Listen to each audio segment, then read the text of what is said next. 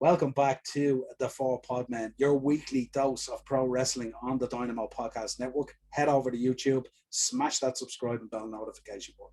Audio versions of the show are available through Spotify, Podbean, Apple iTunes. Wherever you pick up your audio version of the show, you will find the Four Podmen there.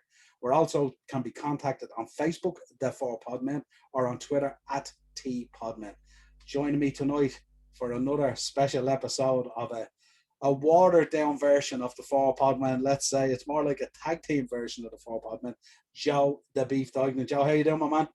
I'm good, pal. We're talking about one of my favorite things, so we're in a very good mood.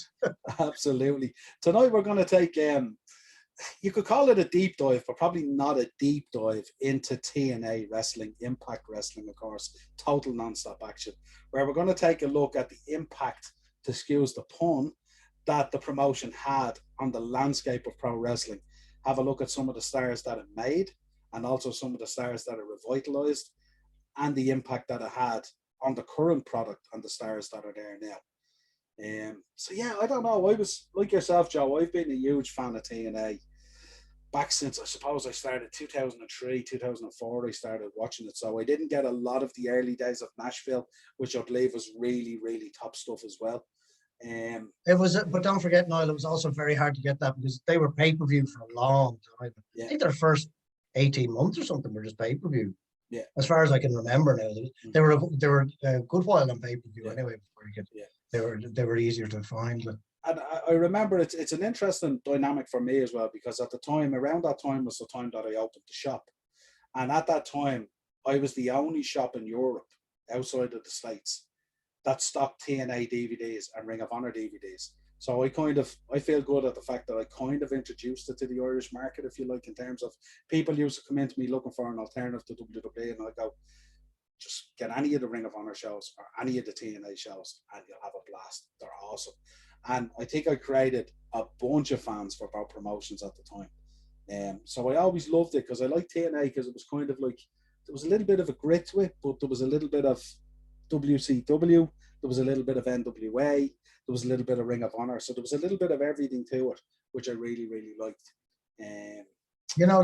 Sorry, no. Like everyone loves an underdog story, and these guys came out of nowhere.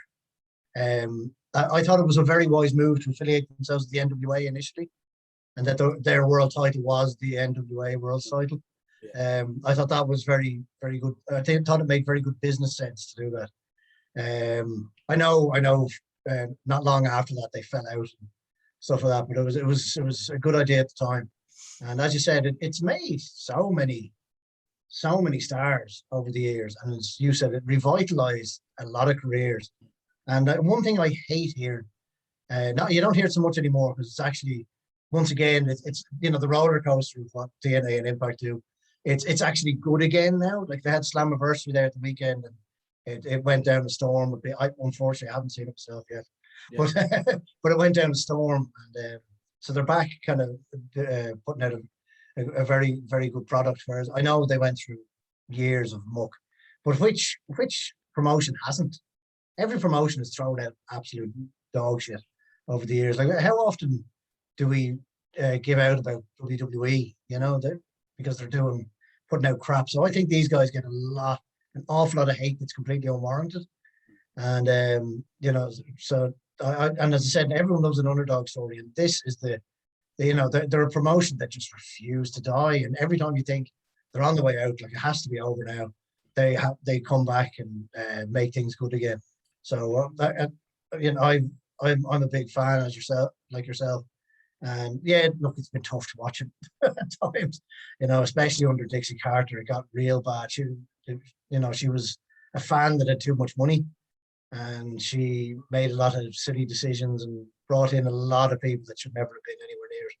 Yeah, but, it's hard to kind of, in fairness now, it's hard to go in fully on Dixie Carter in terms of that, because obviously, yeah, there was money there, but I mean, she was taken advantage of, really, wasn't she? I mean, she was ill-advised. Guys came in and absolutely took the piss, really, and put her down a path, really. A lot of that stuff that was decided there, that wasn't coming out of her head. Let's be honest. There was whispers in the background telling her this would be cool or this would be great, and it was absolute rubbish and stuff like that. But the other thing I'd say about promotions that have a bit of a downturn and stuff like that, you know, think of the volume of talent and top talent that they lost year after year after year. I mean, if you look at WWE, you know, I don't think it gives near enough credit to TNA and to Ring of Honor in terms of the stars that they created that moved from the indie scene into these promotions, which I don't necessarily regard Ring of Honor and TNA as an indie scene, if you like. They're standalone promotions there. But they don't get near enough credit from WWE for the stars that they created that was absorbed into WWE. Even to this current day, I mean, we talk about Seth Rollins, who obviously was Tyler Black and Ring of Honor and stuff like that and all, you know what I mean? So much talent going through there. Kevin Owens, Sami Zayn. The whole roster is littered with people that either were in WWE and left, as we said, and got revitalized and came back, or went straight into WWE and have been absolute stalwarts in there, you know what I mean? And we'll go down through some of the names, no doubt, as well, yeah. Sure, look at the last two champions on Raw, Drew McIntyre and Bobby Lashley. Both made names for themselves again in Impact, you know, because the WWE just, you know, didn't see enough in them, or they pushed them too early or whatever, which I think was the case for Lashley anyway. He was pushed far too early and, you know, went to Impact, rebuilt himself, and now he's their champion. And as you said, I think the likes of them and Ring of Honor, so they don't get nearly enough credit because WWE does not churn out too many of its own. It really doesn't. There's very few. Like Alexa Bliss, I know, is one of their own. Braun Strowman was, but he's gone now. And I suppose with the new NXT and the Performance Center and stuff like that, the way they've set up now, they absorb them as their own, if you like, because they have this kind of, you know, you're out there in the indie scene or in these promotions, you come into NXT, you become something totally different, and then you move on to the big shows. So in theory, WWE regards them as being their own, you know what I mean? But if you look at someone like, say, Bobby Roode, and look at the different dynamic of Bobby Roode and how he has evolved over time. And a lot of people will turn around and say to Bobby Roode, like, I'm not really into Bobby Roode. He's a bit boring. He's a bit quiet. His promos are a bit slack and stuff like that. Go and look at Bobby Roode when he started in TNA, back in the Team Canada days and stuff like that. The evolution into Beer Money, all the way into NXT, all the way up onto the big shows. Absolutely outstanding. Yeah, but even you left out like his world championship run, like when he had that right, him and James Storm, like that was amazing. Yeah. You know, and you know, so like there's a lot of love that WWE could be giving these guys. And I think another thing, like when we talked about, I think you've mentioned it a bit, you know, the up and down of Impact and Ring of Honor, sort of that. You know, as you said, they lose people every year because these big promotions come in and take them off. Yeah. Or they hit money, or they hit money struggles themselves. And they have to offload people, and so that's a lot of messing that they have to deal with. Like whereas WWE can just absorb so much crap, you know. Because if there is a bit of a downturn in money, whatever, they can literally absorb it, and, you know, jettison quite a few people. Because if you look at Impact or Ring of Honor, their rosters are tiny compared to WWE or AEW, you know, because they just can't afford to be splashing out all left, right, and center, you know. Yeah. So they have to hit a home run nearly every time, and they're putting this TV stuff out. The other thing I'd say as well, with WWE being such a monster as well, with so much talent and so much creative going on, you know, if you throw enough crap at the wall, you're eventually going to hit a bullseye eventually, you know what I mean? So it's kind of like that. Whereas if you look at these smaller promotions, you know, I mean, I spoke about it the other night when we reviewed Money in the Bank with Darren, how the whole card was fantastic. It was like that in TNA for years and in Ring of Honor. From start to finish, it was stacked, and every match was awesome. Every match was a main event because it had to be. And I often wonder, prior to NXT and prior to sort of, you know, the blow up of Florida Championship Wrestling and OVW and all this kind of stuff, at times I often wondered, was Vince in the background semi-funding these promotions because they were such a feeder for him? You know what I mean? Like if you think about Ring of Honor, how many Ring of Honor guys have gone even through Impact or TNA and into WWE? I mean, sometimes people forget, like Christopher Daniels, AJ Styles, Samoa Joe, Homicide, Hernandez, all these guys, they were all Ring of Honor guys before they were TNA guys. You know what I mean? And that was kind of the loophole that worked, and that's why TNA initially worked so well because it was working with a relationship with Ring of Honor, had a relationship with New Japan and anyone else. I mean, I think at times they did some work with Pro Wrestling Guerrilla as well, and they used to go over to Japan and do the World Cups and the Global Impact Wars and all that kind of stuff, which was absolutely fantastic. Yeah, the X Cup as well was not another one they did, awesome. And they should even worked with a few Mexican promotions too. Like, absolutely. They used to bring in guys from AAA and everything and all, and like it was really, really cool, you know. And I just think that's where their success was. And of course, then Big Brother comes along and goes, "I'd like AJ Styles and stuff like that." But sometimes it didn't quite work that way because sometimes there was disgruntled talent who decided it's now time to go and earn real money because you guys are acting the mix. So when we talk about TNA, the dynamic of TNA is the pre and the post Hogan Bischoff era, and that's how I kind of describe it, you know.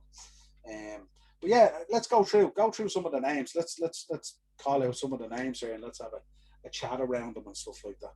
Yeah, well, you mentioned a couple of them there, like the likes of AJ Styles, Samoa Joe, Christopher Daniels, and you mentioned Bobby Roode too. Like, you know, they were, you know, like I know you talked about how they were. So a lot of them were Ring of Honor then into TNA Impact, like, and I think the whole TNA Impact thing prepares them better for commercial TV than Ring of Honor, because Ring of Honor, like as good as Ring of Honor is, it's very niche. Like it's, you know, it's got it's got quite a small audience, and you know, for pure wrestling fans, Ring of Honor is brilliant. And so I think that just prepares them better for TV. Hence why WWE nick an awful lot of people from there because they just know they know how to act in front of the camera. For years it was the only show in town that you were gonna get talent from. Like there was nowhere else unless you wanted to go down the road of bringing in a Japanese performer or something like that from New Japan or something like that. But where else were you gonna go? Where were you gonna find it unless you were bringing it out of Florida Championship Wrestling, OVW or NXT or whatever you like? Those kind of, you know, sort of side promotions, if you like. But I mean, they'd nowhere else to go. Like the only show in town for a long time was WWE and TNA, and then Ring of Honor was like the bastard child somewhere out here, you know, that kind of way. That's the way it was, you know. So absolutely. No, you're not wrong. And then like there's so many. As I said, I started writing and I just kept writing.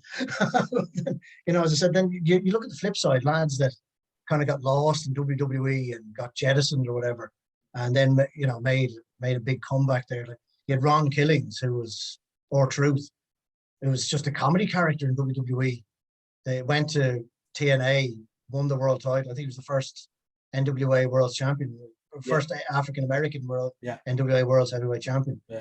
And then I think when he went back to WWE, they put him in the main event scene for a small while, as far as I can remember. That's right, he did. Yeah, he came back. At Great American Bash or something, didn't he fight for the title? I think it was.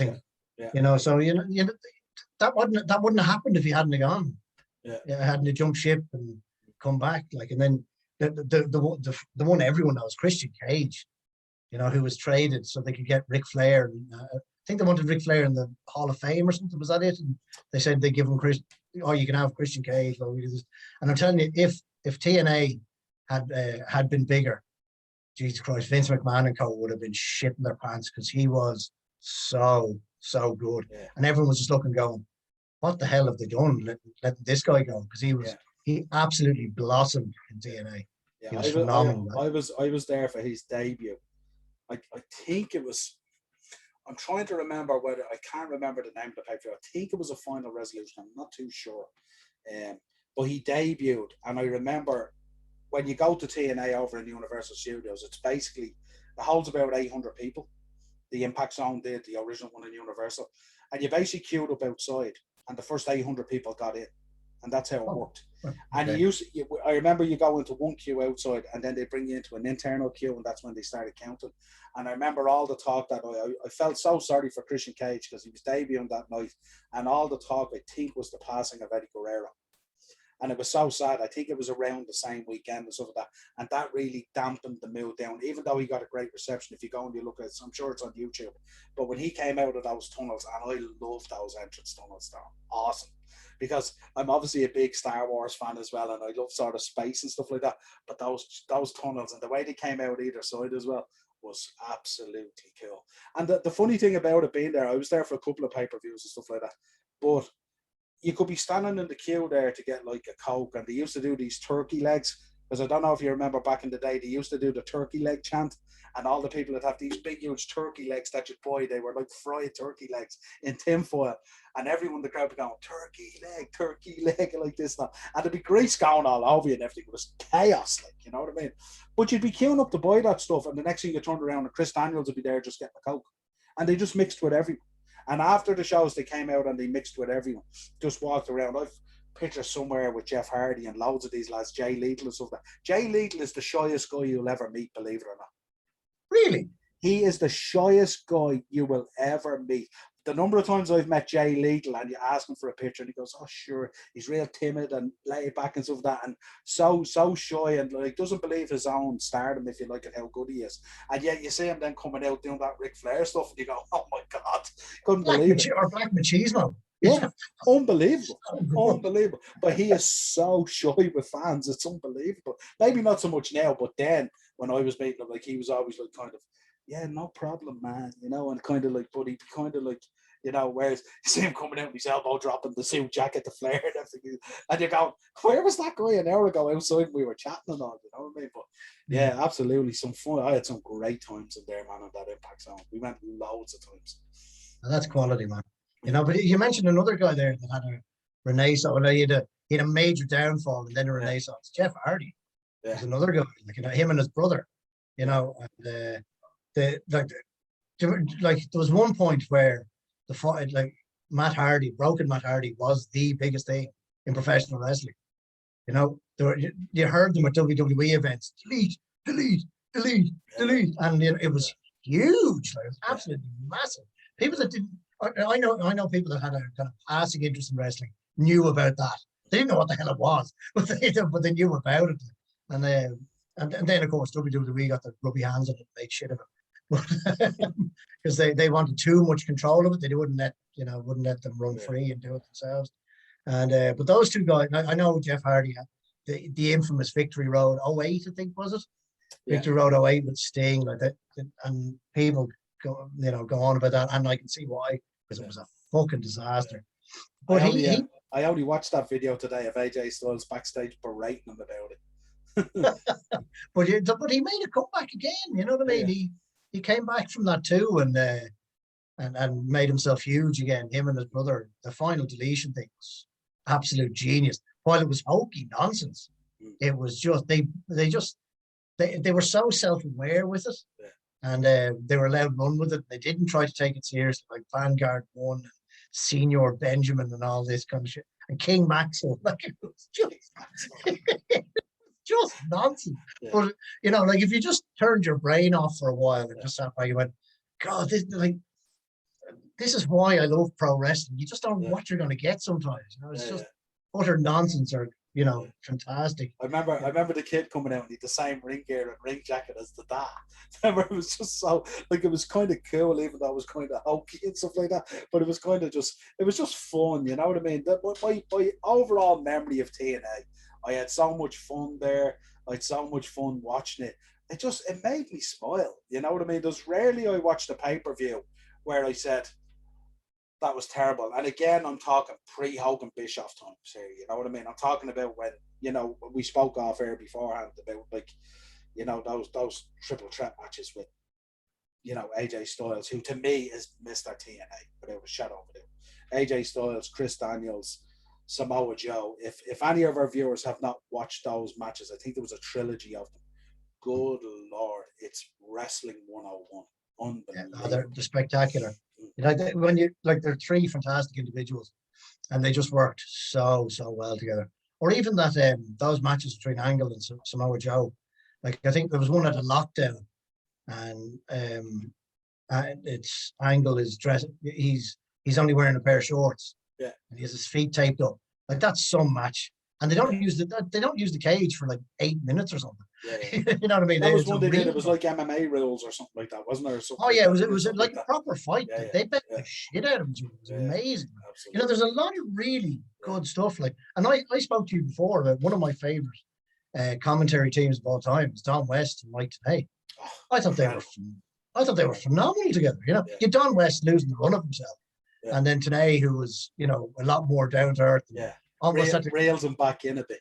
Yeah, because I'm like, Don West, you'd swear his head was going to explode every time he was there. Like, he used to go mental. But I love that dynamic between the pair of them. I thought that was fantastic. You get it on YouTube if you look up those Don West, oh my God moments. You know, where you just go, oh my God.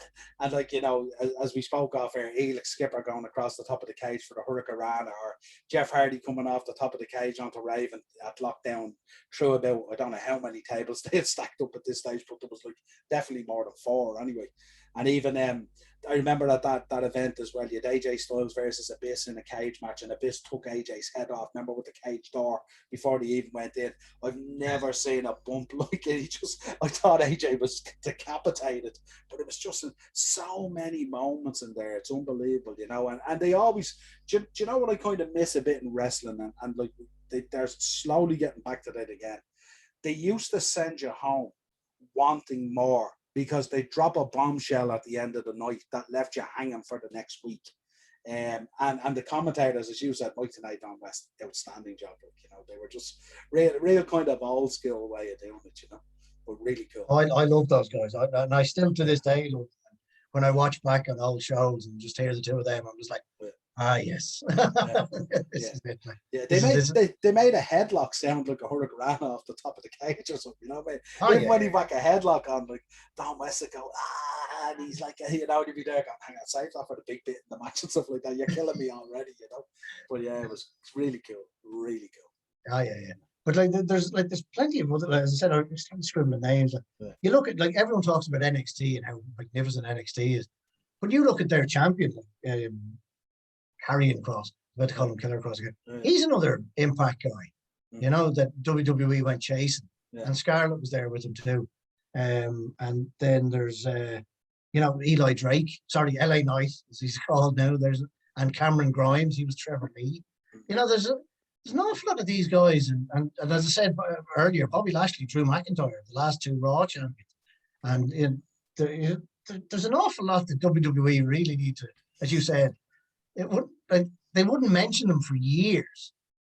And you know, you couldn't talk about them, and yet they were constantly stealing all their guys, like, you know. And you know, and then as we said about stars, another thing about stars that they made, like you look at the likes of Gail Kim or Awesome Kong, like Gail Kim, who was at WWE before she was at TNA, like seriously dropped the ball with her. I don't know what they were playing at. Because she went to TNA and became an absolute megastar. I think with Gail Kim was so unlucky in her timing, because her timing in WWE was kind of when they were going through a lot of that Divas rubbish kind of stuff, as opposed to what we have now. Like, can you imagine Gail Kim in there now having matches with Charlotte Flair, both in their prime, let's say, or Gail Kim having matches with Becky Lynch and stuff like that and all, you know? That would be outstanding, because Gail Kim, the problem for Gail Kim is she was such a good wrestler and such a good performer, but she stuck out for the wrong reason in that period, if you like. You know, she was a wrestler in a model's world at the time. Yeah, Victoria was kind of the same. Tara, she was kind of the same. She was such a great performer and stuff like that, such a great wrestler. But that kind of, at that time, that's not really what they were looking for. This is the timing they were doing gravy bowl matches and all this kind of junk. You know what I mean? But imagine those in their prime. Now, imagine Victoria in her prime now in there against a Charlotte or a Becky Lynch or a Sasha Banks. Imagine Gail Kim versus Sasha Banks. Incredible. You know what I mean? Like, so to me, it was just a timing thing. But then they went over there, and their women's division was unbelievable. And even when they had, like, you know, we touched on the beautiful people before we came on, Velvet Sky, Angelina Love, Madison Rayne, all that. Even though they were beautiful women and they dressed that way and stuff like that, they could all wrestle. They could really put it out there, you know what I mean? And often did, you know. And it was just awesome. I think there was one. They had one match. I think it was six women. It was, and I think it was the beautiful people versus 3 on the other side. And I think Velvet Sky, she got her nose broke or something like that. And the next week she was on TNA, and she 2 black eyes and all on the mat. So they were putting it out there. You know what I mean? It was really, really impressive at the time. They took women's wrestling a lot more seriously than WWE did for years. Yeah. WWE were way behind. Like, I know, what was it, Natalia and who was it, had a match there in Saudi Arabia a couple of years ago. Who was that? Oh, was this where they had to dress up? It was Bailey, was it? Or was it Lacey Evans? was it Lacey Evans or was it Sasha? So one of them they were dressed up nearly in the burqas, weren't they? They had T-shirts on and all. Yeah. But like, but TNA had a match in the Middle East, women's matches in the Middle East long before that. You know, and WWE were touting about how, oh, this first women's match in the Middle East, like, nah, you're way behind that. Like, but we all know WWE likes to rewrite history anyway. But like, just when we were talking about, like, we talked about series of matches and stuff like that, about, you know, Styles, Joe, and Daniels. If you want to see some really good matches, any Gail Kim Awesome Kong match, like, they were so good together. They put on some serious matches together. They were fantastic, you know. And then you look on the other side of women that had a renaissance there, like Mickie James came back, like, after, I think it was after the Mickie James thing that she went, was it? Yeah. And you know, and then she went there and they took her seriously, and you know, made her a champ and stuff again, like put her back in the league. Outstanding. And Anne has just gone back and still outstanding. Yeah. Well, I think she signed with Power. Sorry, with NWA. Yeah, but I think she can't. Did she come out on? I think she appeared. She came out on Slammiversary, and challenged. Absolutely outstanding. A woman who should certainly not be sitting at home. Absolutely outstanding. She's phenomenal, and always has been. And you know, she came out to challenge Deonna Purrazzo, who's the current Impact champion, to a match at the next NWA pay-per-view, I think. So, you know, like, there's a lot of that happening again with Impact. You know, the hand has been extended out to all these other promotions, and I don't think it's a bad thing. I know some people don't agree with it, but there's going to be, I'm sure there'll be some kind of super show at some stage, because New Japan are involved, because Jay White turned up at Slammiversary, and there's you know, as we know, Kenny Omega's holding a lot of the gold at the minute, and the Good Brothers and stuff like that. So there's a lot of interweaving going on between Thunder Rosa was at Slammiversary as well, actually. She actually took on Deonna Purrazzo that night.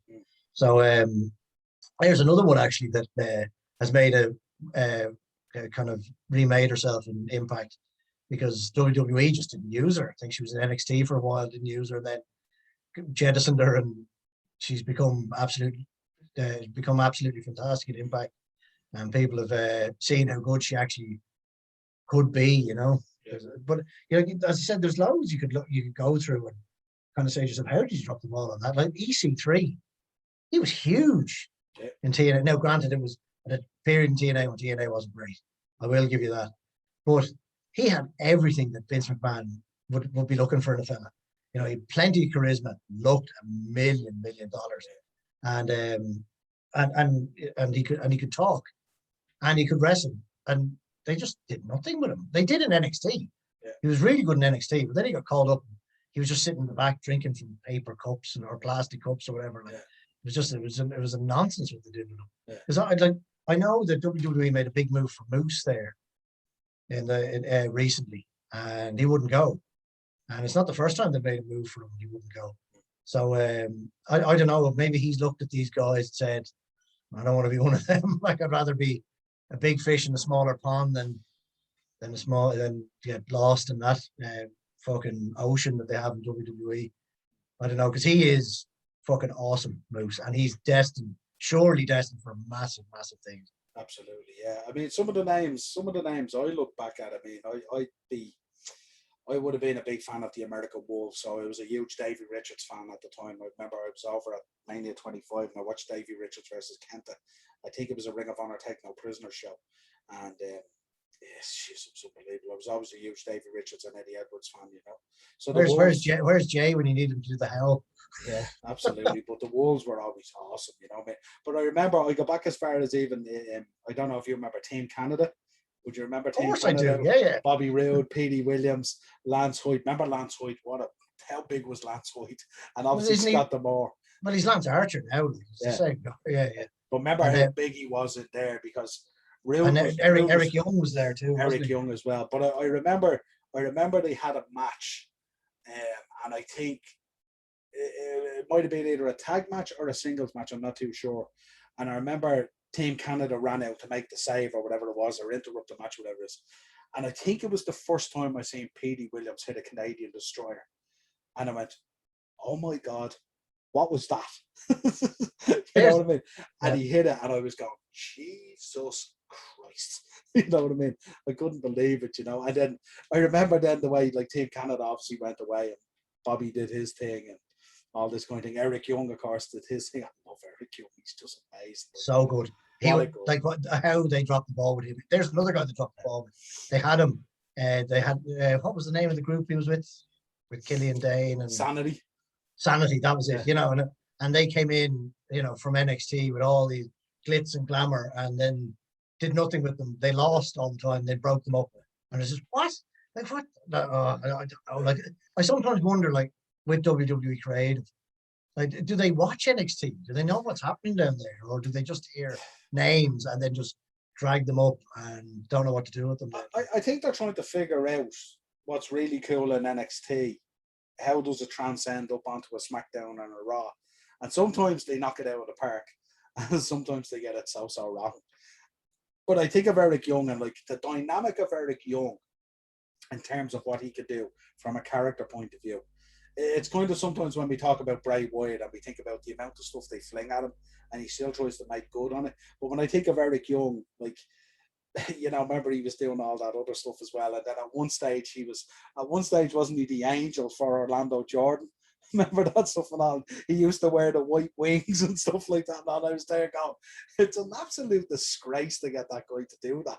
And then I was thinking, he's probably lapping it up. He doesn't care, like, you know. I mean, just because, but don't forget, he was a comedy wrestler for quite a while too. Absolutely, like, yeah. And then it was years after that they became a more serious. Sure, wasn't he Knockouts tag team champion with the ODB at one stage as well? Like, remember he used to come out and he did the little pop boy facials. Remember he go and all this kind of stuff. He was deadly, like, I loved him. And then I remember Petey Williams went off for a while, and then he came back as little Petey Pump or something little Petey Pump with Scott Steiner, and he was shredded to the gills. And remember he had the little chain thing on and everything and all. And he surely had the goatee and all. He had the goatee, the whole lot. He knocked it out of the park. And he used to walk out with Steiner. The whole time, and Steiner was like, he used to wear like that little like this little Roman ring gear that they used to wear then and all that kind of stuff. I was there. I was looking at him, and he'd walk out with Steiner, because Steiner's a monster, you know, to be compared to Petey Williams. And like, I just thought it was gas, like, you know. And you can't mention little Petey Pump and Big Papa Pump Scott Steiner and not mention that infamous Matt's promo. Like, just, it is so, like, it's batshit insane, because Scott Steiner is batshit insane, but it's so good, and the numbers now actually add up.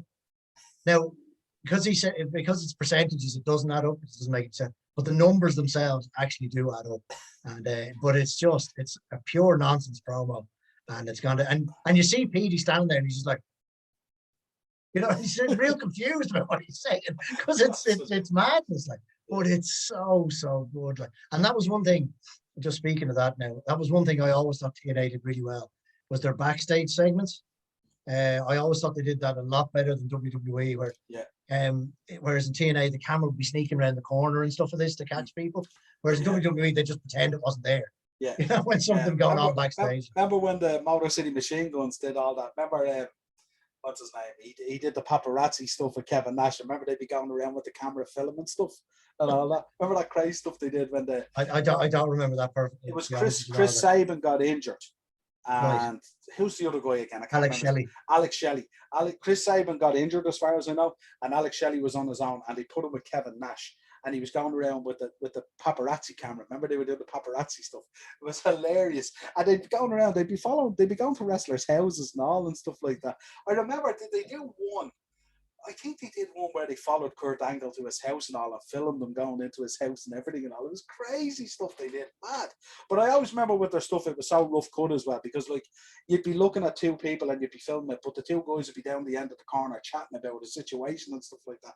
So it was real kind of on the fly kind of stuff. So it was pretty cool, like, and groundbreaking for its time, like. Yeah, and a lot of things, like they'd be coming up, they'd approach a wrestler who just had a match. Yeah. And they come up behind him, and you'd barely hear the guy behind the camera asking the question. Yeah, you know, and I always thought it was far more authentic than, you know, what WWE have always done, where people just pretend the camera's not there and chat about what's happening, like, you know. But I used to love as well, before the lads would go out through the tunnel, they used to catch them at the bottom of the stairs to go, well, what do you think of that? And get a kind of a comment before they'd go out to the match, which I thought was really, really cool. Yeah, you'd hear the music going on in the background. They'd be having their little piece before they ran out. Like, that's right. It'd be really cool. And I always remember, like, even the steps up to those tunnels, it was so cheap and cheesy. It was like a backstage rotten scene. And then you go out and of course the tunnel would look like it's lit up like Battlestar Galactica, you know what I mean? But behind it all, it was just a big dirty curtain and a little steps up to it and stuff like that. And all, you know? But it was really, really cool. I remember that stuff. Yeah, it was awesome. Like, and then that was fucking fantastic. You know, they've done a lot right over the years. They get a lot of shit, and a lot of people focus on a lot of the crap that's happened there. But they've done a lot of good stuff over the years. They really have. And as we've named like a few of the names there, you know, they I know a lot of them would have made a name for themselves anyway because they were too good not to. But it was a great place for people to have a job, even, you know. And this crap of people saying, "Well, wish they'd just fucking close down their shit and go away," and all this kind of crap. And there's like, how many wrestlers wouldn't have a job? And not just wrestlers, producers, you know, trainers, camera people, and all this that wouldn't have a job. That's what people don't realize when they say these things. You're dealing with people's livelihoods here. You know what I mean? It's not just your wrestling fandom where you say this is shit, this is good. I'm a WWE guy, and that's it, and stuff like that. These are people's lives that you're spinning the roulette wheel on and stuff like that. You know what I mean? So, yeah, and you know, if it did shut down, look at all those guys that we may not have got. You know what I mean? Like. You know, I'm going way back in time now. I remember when Chris Harris was a big deal in America's Most Wanted. They were an he was huge. He was awesome great. tag team. And then went up to WWE and was absolutely crapped on. Now, again, didn't do himself any favours either when he got there as well. Let himself go. Yeah, he put on a lot of weight. That's right. And he was advised by the office to, you know, bulk up a bit, and didn't necessarily bulk up. And then I remember the last thing I seen of him was Matt Hardy was taking the piss out of him on a backstage segment or something like that, and that was the end of him and stuff like that. But he was awesome in America's Most Wanted in that tag team. They were cool, and they were real cool. Like, you know, these two cowboy boys. It was awesome. Like, you know. That was an amazing tag. And then of course your beer money as well was just because James Storm was in both teams. And that was another fantastic tag team. Then you had LAX as well.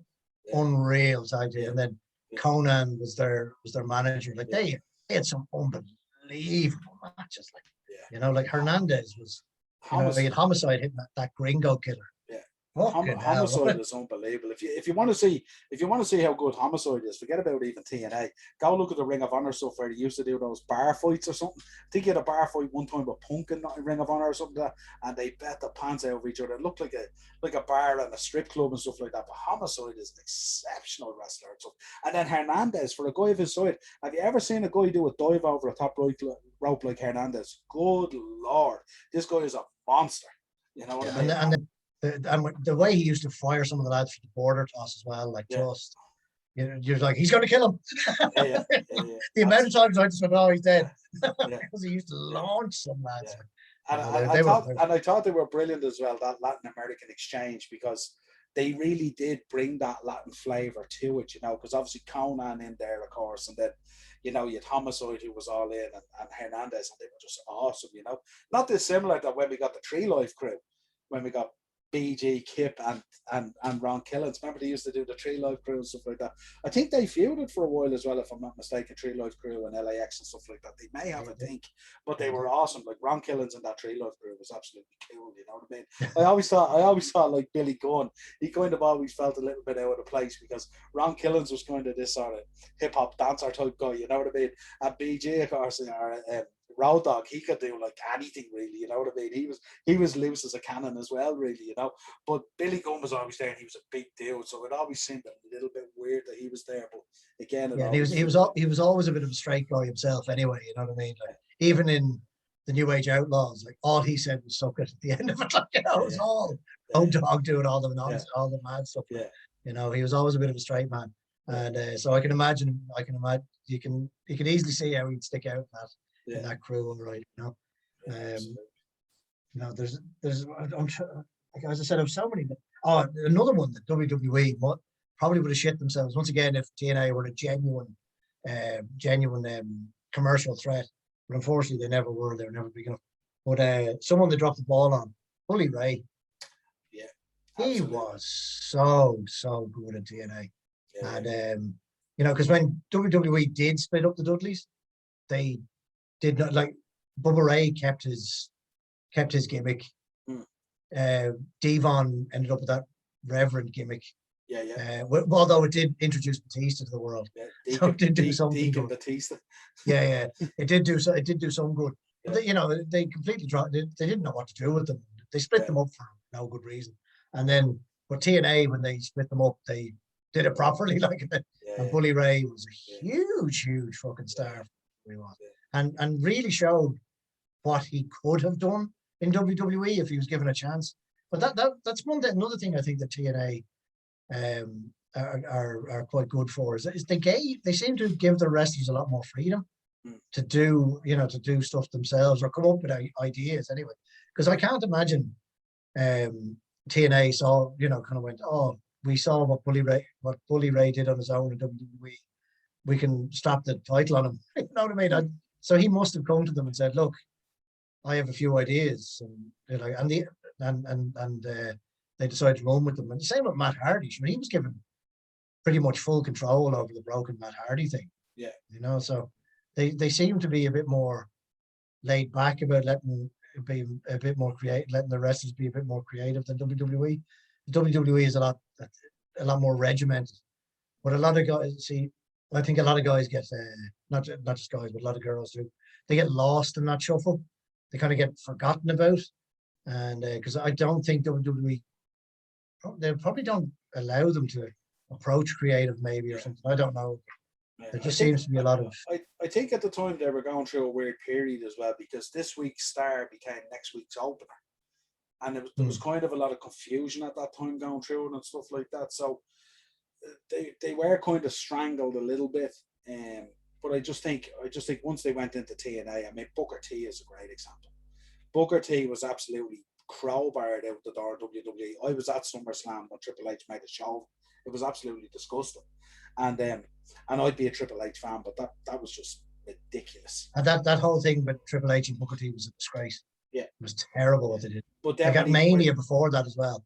When it took him 20-something seconds to crawl over to him and put a hand on him disgusting. But then when he went into TNA, you see as good a Booker T as you're gonna get. Like, this is a guy who went in and he was revitalized himself. I'm gonna show them up there in Connecticut. This is what I can do and stuff like that. And he was absolutely unbelievable at TNA. Some of the matches he had there was incredible. Oh yeah, he was brilliant at TNA. And like another guy that was brilliant there was Kurt Angle. People forget how many good years he had there and how many good matches he had. And Sting as well was another one that was there for years before he eventually went to WWE, And then people don't realize that they did an awful lot of good stuff while they were there. Yeah. Granted, especially Sting was involved in some shit. Like, wasn't he in some kind of coffin match or something that was a disaster? Yeah, kind of. Sting was kind of a weird one, wasn't it? Because it was kind of like he was there, but they were trying to figure out constantly what to do and, kind of where he fitted in at times and stuff like that, But with Angle, I remember the moonsault off the top of the cage? Good against Lord. Jarrett. Oh, good Lord. Unbelievable. And it's such a thing. Like, it's such a thing of beauty, and the way they caught it as well. Yeah. They caught it from above. And he's just saying, that's one thing I actually wanted to point out. Actually, TNA's camera work was exceptional in terms of bringing you right into the ring and into the action. It was like nearly, using this kind of drone footage and stuff like that. You really felt at times like you were in the ring. And especially for some of those matches, like those Ultimate X matches and, those kind of things, you were right on the action at times. And they always had the playbacks as well. So when a guy was coming off the top of a cage or a guy was, coming off the top of a scaffold or something like that, they always had the replay where you could see the view of the wrestler nearly, like it was nearly a GoPro.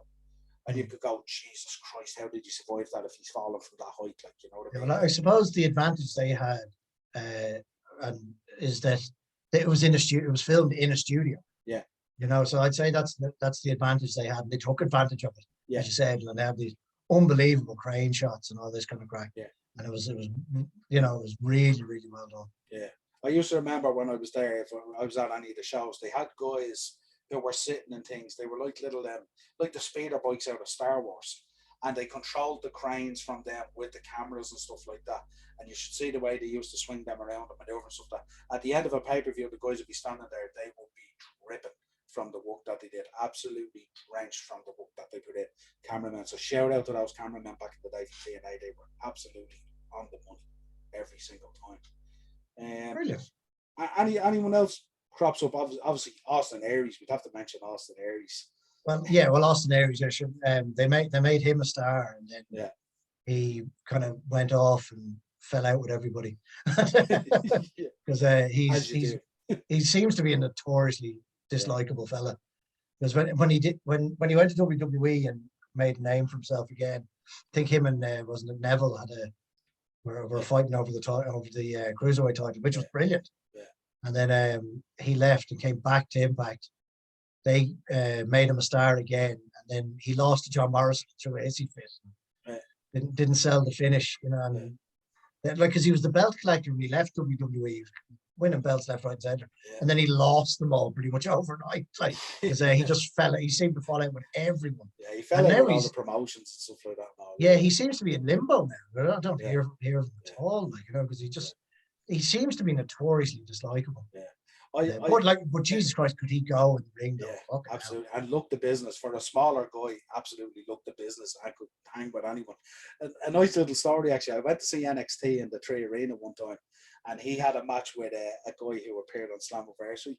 No Way Jose, and I was a big fan. I thought No Way Jose was just cool. I just loved it because it just cheered me up, made me laugh, and got me out of my seat.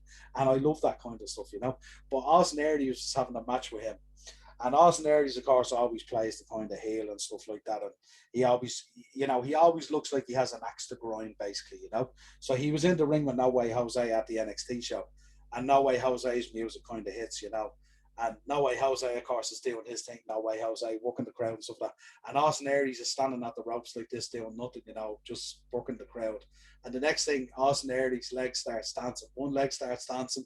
The other leg starts dancing, and the next thing it's going right up through his body, like what you'd see with Dusty Rhodes or something like that. And the next thing, Austin Aries is going around the ring with No Way Jose, and the two of them are dancing. Next thing, he upbends No Way Jose, as you do. It was absolutely brilliant, and the crowd just went, oh. It was just unbelievable. And I know, I'm sure I was there myself. It was a brilliant. And it was I remember just as one leg was going, and then it was going up through him, and he was getting into it and stuff like that. But it was absolutely. I thought I'd mention it because I know No Way Jose was. I think he appeared at Slammiversary the other night as well. He did, yeah. As No Way. There's no way, yeah. So yeah. Team with Falaba, I think. Yeah, but it was just a cool thing, little story on Austin. And Bobby Roode turned up at that show as well, and I don't think anyone knew that he'd signed with WWE before that. Because I remember when he came out, I didn't realize WWE had Bobby Roode, because he had no music or anything. He didn't have his glorious music at the time anyway. And I was just like, I don't remember hearing that he signed with WWE, but he was there anyway. Yeah, who did he have a match with? Did he have a match with Sheamus or something? Did he have a match with he had a match with Shinsuke, did he? That's who I think that show, was it? That was awesome. Awesome. Yeah. The NXT show was brilliant. Oh yeah, sure. The main event was Joe Ballard. How could you go wrong? It was fucking deadly. Yeah, it was awesome. And that Samoa Joe Ballard match was quality. Yeah. And Joe was playing it up big time to the crowd. Yeah. He was loving that. Yeah. Absolutely loving it. Yeah, Wasn't he blowing kisses at fans and stuff? Yeah, and I remember the tricolour got launched a few times as well, didn't it? Stuff that, or was he using the tricolour as a weapon? He was choking Balor out at one stage with the tricolour and everything. That's right. It was so cool, you know what I mean? That's the thing about Samoa Joe. Samoa Joe, at times, he could switch off to the business, and it's quite dull, and it's a serious come down. But if you put Samoa Joe in there with a Balor or a really good wrestler, and you excite him about a storyline, creativity, and stuff like that, Joe is awesome. Awesome. When he so good. Now, unfortunately, his body's breaking down on him now. Yeah. But as you said, you go back to his TNA days when he was fighting Styles and Daniels, Angle, and all these guys. Fucking hell, the matches were so good. Really top notch. And he was at the top of his game too. Yeah. And he was stiff as fuck too. Those face washes. Good Lord. No, he was an absolute machine back then. He really was an absolute animal. I honestly don't know how a wrestler lies down in the corner like that and lets a guy come full force at him with a foot to give you a face wash. It's unbelievable. No, he's quality, all right. No, Yeah. He's awesome. Yeah, I suppose in touching with the talent and stuff like that, we'd have to mention the dynamic of the different matches and the stuff that they came up with, like Lockdown, all 6 sides of steel and stuff like that. I mean, the 6-sided ring for starters, which was kind of really, really cool and innovative. And I know Billy Gunn did an interview one time, a shoot interview, and he was saying he found it really hard to adjust with because I think it was a step or two less when you're running the ropes because it's a shorter ring, if you like, in terms of those runs. So he said at times he found it hard to adjust to that. But it was a cool concept, and it allowed these guys to really get innovation into their game and into their moveset and stuff like that by using all these different sides and stuff like that and all. It was just something different. It was a different aesthetic, a different feel that made them kind of stand out and made them, that little bit different. Yeah. I don't think Billy Gunn was the only one. I think I've heard a few interviews where people were like, that 6-sided ring was just was a nightmare to get used to. But once they did, like they were sound with Matt Morgan would be another one, the blueprint, Matt Morgan. Yeah. I mean, he'd be another one that only needs to take 2 steps to go across that ring, he's so big. But again, he would have had a difficulty adjusting to it. But that 6-sided ring really suited Monty Brown with the pounce. Oh my God. Because he could come from any angle he wanted. Remember at times he used to hit them and they nearly go outside the ring and stuff like that. But that was a serious move as well. The impact of that was. It was all due to the man himself. You could give that move to 100 other guys and it wouldn't be as good. But the fact that he was a former NFL guy and he used to hammer people when he hit them. Oh yeah. When you were getting hit with that, it was car wreck time. That was a car wreck. It's like Rhino hitting the gore. It doesn't matter what you want to do. Yeah. You're getting smashed, and that's that. Absolutely.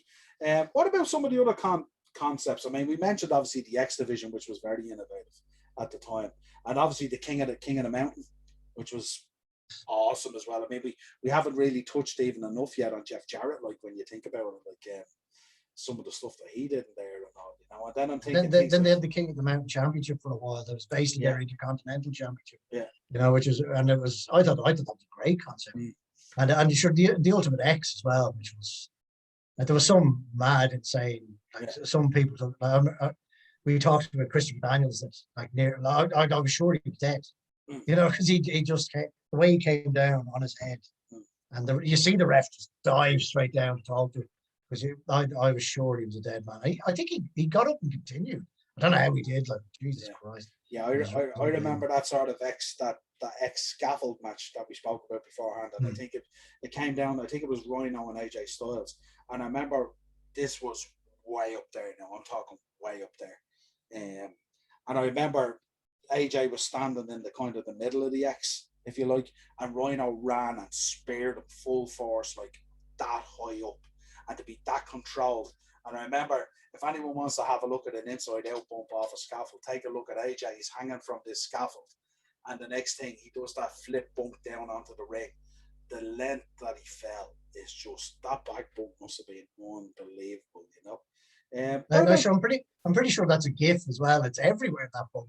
Yeah, it was absolutely huge. It's scary, What about I mean, obviously the Monsters Ball with Abyss. I mean, we haven't mentioned Abyss either yet. He was a guy who, would have been perfectly suited to WWE. You know what I mean? This guy was an absolute monster. But again, he was a guy who could go for a big man as well. You know what I mean? He gave blood, sweat, and tears to that company. He really did. He put himself through the fucking ringer for them. And I don't think he's appreciated enough, to be honest. Because as you said, he's a proper monster. Yeah. And he was. I always thought he was very good. And as you said, he could go too. Yeah, I think a lot of people probably remember from the bullshit Joe Park stuff during the Hogan era and stuff like that, which really didn't. What do? You sanitize Abyss. Yeah, I know. Yeah, there is that. But I thought Abyss was brilliant.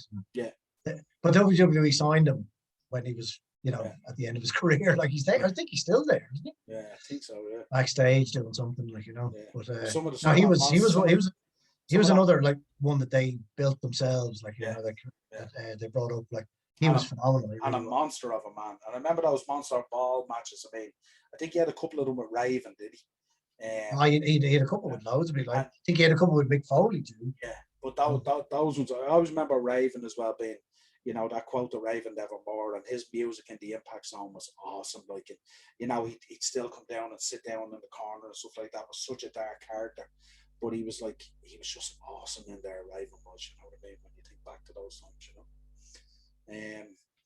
What else do we think about? I mean, when we think about TNA, I mean, I look at the positives of it. And obviously, I think that, you know, again, I would say pre and post Hogan Bischoff era and stuff like that. You could add Dixie in there if you want to, as being ill voice, stuff like that.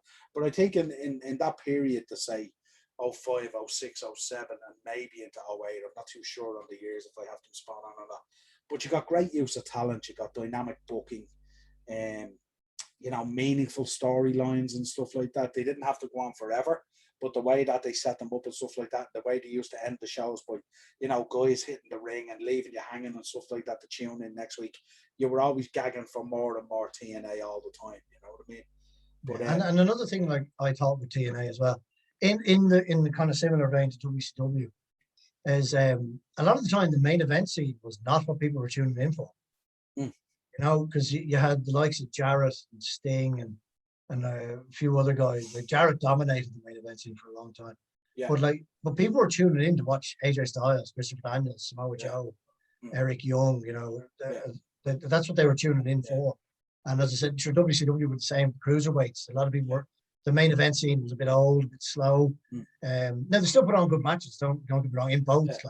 But people were tuning in for the quote unquote lower card. Yeah. And so I think TNA in that mold, WCW, that's what people were tuning in for, and they stuck around then for the rest of it. Yes, but when you talk. Certainly, it was your tag division and stuff like that. Tag division, X division, and the women's division were the key factors of it. And then up here at the higher echelon over here, you kind of had Jarrett with the belt and stuff like that. And I won't say he monopolized the belt a lot, but he was the guy to carry the belt because at times that seemed to be the best option, if you like, but not necessarily the most interesting. I remember there was a time I think Raven won the belt off him up in Canada or something like that. And I think even before he got back to TV to do a taping, he had already dropped the belt back to Jarrett, I think, on a house show or something like that. Just peculiar type of booking at times in that upper belt, if you like. But then when you looked at X Division and you looked at the tag and you looked at the women's, the booking there at times was absolutely pristine, and they were drenched in talent in those divisions. Oh yeah, absolutely, man. Jesus. As I said, that you were tuning in for the other stuff rather than the main event stuff. And then, as you said, when you had the Hogan Bischoff era, when as you said that Dixie Carter, who had the money and was a fan, was, you know, and I agree with you. I think she was taken advantage of by these big names that said, "Look, we can turn this around for you." And and that decision to move to Monday night to rival WWE was absolute lunacy. I don't know how anyone thought that was a good idea, because they were never ever going to get anywhere close to them. You know, like even AEW wouldn't do it. Yeah, you know, a lot of stuff came out at that time. Even changing the ring. I mean, the six-sided ring was their signature thing. It's what made them stand out. It's what made a lot of that mid-card divisions really, really cool and innovative in what they could do and stuff like that. And then to just go back and go, right, we're going squared ring. And the theory behind that was they wanted to become more legitimate and more accepted in the rest of the community. They already had a niche market there to offer something different. They didn't have to offer TNA WWE. They just had to offer TNA with what it was doing, you know. Yeah, exactly. It was kind of under the Hogan Bischoff thing. It really became WWE light. You know, they don't seem to be trying to emulate them, and I think it wasn't around that time you had that awful storyline with AJ Styles and that woman that was having his kid and all that kind of crap. Yeah, stupid stuff. Yeah, it became two boys came in and it nearly became the second coming of NWO kind of thing in terms of the control and the money and all that kind of stuff. But it wasn't cool. And then obviously it changed in a financial direction, because all of a sudden Dixie's dad and Panda Energy and all said, okay, you need to turn a profit now. We're sick of throwing this money in here that was originally a tax write-off. And all of a sudden they had to stand up and be counted in terms of financials and in terms of ratings and stuff like that, which really put the pressure on them, because originally it was kind of like a tax write-off kind of project and a bit of fun and stuff like that. But then they started changing the contracts, if you remember. They took a guy like AJ Styles and they absolutely lowballed him. And then they started saying, well, we're not paying for your rental car anymore. You have to book your own flights, you have to book your own hotel. And this is what you're being offered. And I remember looking at AJ Styles' offer of his contract at the time. It was absolutely disgusting. Like, you know what I mean? For a guy who was Mr. TNA, who had, you know, when AJ Styles talks about his house, that Impact Zone was AJ Styles' house. There's no doubt about it. You know what I mean? And other people were after him, and he wouldn't go. You know, he was loyal to them. And then, as you said, then he got that low ball bullshit. Like, sure, at one stage, I think towards the end of that whole shit, like there a few years back, I think people were being offered $100 a match and stuff like that. It got really bad. Lads, they started giving out then that like performers weren't showing up because performers turned around and said it was costing me money to go to work. I think they even got to a stage where they were expecting the performers to pay for the car park, I think, at Universal when they drove a park to go into work. They weren't even picking up the car park tab. That's how bad it got, apparently. And then I remember, of course, AJ went off to New Japan, and then the rest is history. I mean, the stuff he did there, good Lord. Not that we would have expected any different from AJ Styles, you know. And then I always remember at the time as well, because I had the shop, I always remember, like, TNA, they never did a great job of merchandise, and yet they had these stars. Whereas WWE always pumped the merchandise, John Cena, all these guys and stuff like that. I was thinking, AJ Styles, as big a star as he is, they should be pumping merchandise. And it was always like a throwaway AJ Styles phenomenal t-shirt. They just throw one out there, and they might change it every 6 months or something like that. But they were always so poor on merchandise, you know. And you know, and then they really then abandoned their principles, didn't they? It just became like a free for all, as we say. The inmates started controlling the asylum, and it just went crazy. Like, you know, you got crazy things like, I don't know, that main event mafia stuff. The main event mafia was cool for a while. Yeah. But then, as you said, it got a bit too much. They started probably reading their own press or something. They got the egos got in the way, and it kind of fell to shit. Like, and then you kind of had AJ there as well. Remember when AJ was doing that kind of Ric Flair stuff, and he was coming out in those beige suits with the collar out like Boyzone and all this kind of stuff, and the shades. And, you know, it just got a little bit kind of like. Where's 2005 to 2008? Where's the TNA that we loved and grew up on, if you like? Yeah, I think the only thing, the last cool thing I think they did before that period was probably Aces and Eights. Yeah. And then it was after that it started to go downhill. Like the Aces and Eights, like the NWO, got too big and too many people got involved. Yeah. The storylines stopped making sense. But like, geez, initially the Aces and Eights thing was fucking awesome. Yeah. It was really, really good, and you didn't know who was in it and who wasn't, and then guys were taking a fucking jacket off and like, it's an X-Night. It was fucking awesome. I remember at the time as well, they were officially contacted by the Hells Angels, and the Hells Angels weren't happy at all. They had a word with them to say cut it out and stuff like that now, because people got so invested in it at the time. And I think at the time as well in America, they were going through a lot of criminal series and stuff like that, and a lot of it, there was a lot of biker gang stuff going on and stuff at the time and stuff like that. It might have been even the spawning of Sons of Anarchy at the time and stuff, which was a huge show on telly, you know. So this Aces and Eights, I remember they were getting heat from the Hells Angels for a while as well. Yeah, I didn't know that. That's a really interesting. Yeah, apparently there was proper heat there. Apparently, yeah, which is that was a cool. That, as I said, I think that was the last cool thing they did. Yeah. Before they kind of took a nosedive for a few years, but they're back now, and I'd encourage anyone to watch Impact because they are churning out some really, really good shit at the minute. Once again, I'm with you on the merch thing. They're still not doing that very well. No.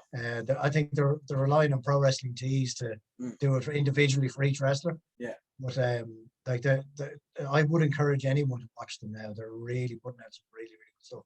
And now that they're doing the whole thing with AEW and New Japan and all that and NWA, I think there's a really bright future for these guys. And not just them, but for I think all of them together. Like, I'd love to see NWA become a proper, you know, come back, make a comeback to its former glory days. Yeah. Because it'd be fantastic. Because the more places that these people can work, the better, as far as I'm concerned, and more variety. So you can jump around. Now, I know that some people say, oh, but you can't watch it all. You don't have to. You know, just, you know, you'll always find one that you prefer. But there's no harm in throwing an eye on other ones as well, you know? Yeah, I often go back. I could be sitting here one day and I'm watching Money in the Bank, and the next thing I'll throw on NWA Power, or I'll go back and I'll look at a Midnight Express match or a Rock and Roll Express match, or I'll go back to TNA and I'll watch one of those lockdown matches, or I'll go back and watch that. You know, I would encourage anyone listening to this, go back and even look at Joe versus AJ versus Chris Daniels in those triple threat matches, the trilogy that they had. Just go watch it. Go watch it, you know, and even go back, even if you want to go in even into ROH and look at Joe versus Punk and stuff like that, and the matches that they had, absolutely outstanding and stand up to this day in terms of quality. If you park your love of kind of the glitz and the glamour and the cinematography and all that kind of stuff, just go in and you want to enjoy a wrestling match that's put together, that's fine-tuned like an orchestra, go watch those matches. Absolutely incredible. But yeah, it's been an absolute pleasure. We've finally cracked, and we've done a TNA episode, and it could only be me and you, because if there's no the other lads, like, just they'd be lost. I think they wouldn't know what to talk about. Yeah, and it's a weird thing as well, because I know they talk about it a certain way, and you know, being a wrestling fan is its opinions, you know what I mean, and stuff like that. But I think the two boys as well, there's a lot of stuff that went on at TNA that those boys would really enjoy if they gave a bit of time to it and stuff like that. But look, remains to be seen. But it's a great time at the moment in wrestling. There's a lot of really good stuff going on at the moment. WWE knocking it out of the park, SmackDown, Money in the Bank, and Raw the other night. Slammiversary absolutely knocking out of the park, both with the quality of the stuff, but also with some of the guys that showed up and stuff like that. It's very intriguing, and where it's going to go with AEW and stuff like that. And also, yeah, get on board. I think there's some really exciting times ahead outside of WWE, which will help WWE because they'll have to lift their game. And because you know, as you know yourself, competition lifts everyone's game, so it's good for everybody. We know when the indie scene is buzzing and those promotions are buzzing as well, then WWE will be buzzing as well, because people are all in on wrestling and they'll watch whatever is served up. Absolutely. Listen, pleasure as always talking to you again. Really enjoyed it. If you want to check out our show we dropped last week on the NWO, 25 years, me and Joe had an absolute blast on it, without a shadow of a doubt, between the good and the bad. Head over to YouTube, the Dynamo Podcast Network, smash that subscribe bell notification button, also give it a share, get it out there, let's grow this community. Audio versions of the show, Spotify, Podbean, Apple iTunes. And if you want to drop your comments in there, let us know. You TNA fans, we know you're out there because we were out there. So we know that you guys are out there. Drop those comments in there. Let us know about TNA and what you love and what you hate. Because it certainly was a roller coaster of a ride being a fan of TNA. If you want to contact the show, we're on Twitter @TPodmen. And if you want to contact us on Facebook, Podmen. Till next time, Joe, a pleasure. Take care of yourself, buddy.